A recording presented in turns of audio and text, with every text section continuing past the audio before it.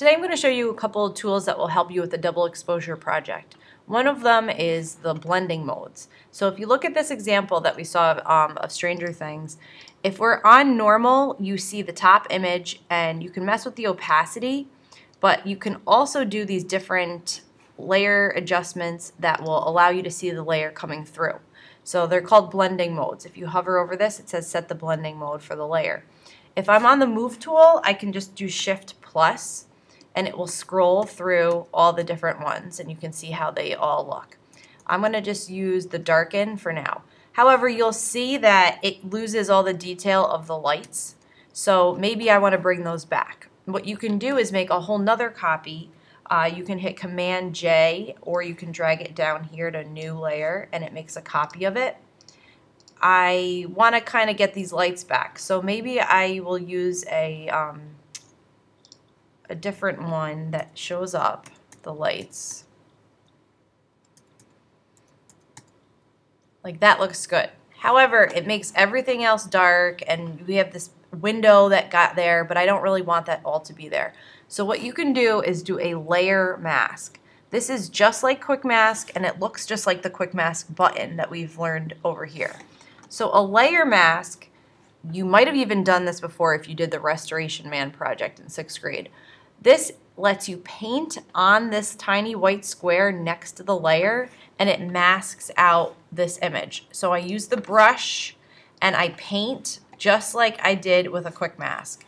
So I'm painting out the layer and then if I go too far, I just press X to swap my color and then I paint it back in. So it's a good way of kind of erasing the top layer but not erasing it permanently. It's called non-destructive. It's not actually erasing the pixels, it's just erasing them and masking them, and then I can paint it back if I want to. So that's something that would be good to try if you want to hide parts of a layer, but you still want to keep other parts. Another example of what can be done with double exposure is taking an image that you've already cut out of the background and putting another image inside this shape. So Hunter had cut out his image from a different window, brought it into here, added text in the background, and then he turned the opacity down. I'm going to go to the internet and look for an image. Make sure when you're looking for a picture you hit View Image so that you get the high quality image, and I'm going to drag this down into Photoshop. You want to drag it to the Photoshop icon instead of dragging it directly into the picture itself. Now I'm going to take it and bring it into the picture itself.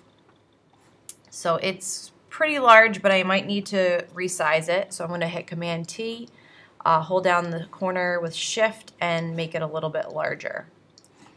So now it's on top, and instead of just changing the blending mode, because what we did with the last one was just kind of change the blending mode, but that goes over the whole image. So if you don't want to do that and you want it to only go inside the other one, what I'm going to do is hold down Command and click on this layer.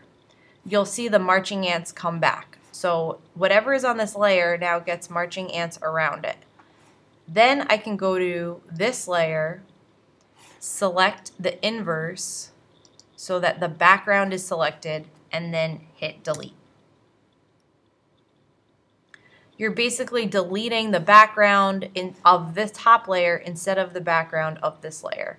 But now it's on top, so I could just also drag it below, and that's how you see his image on top coming through and the other image behind it. That's another way that you can use different selection tools and command clicking on the layer to make a double exposure project.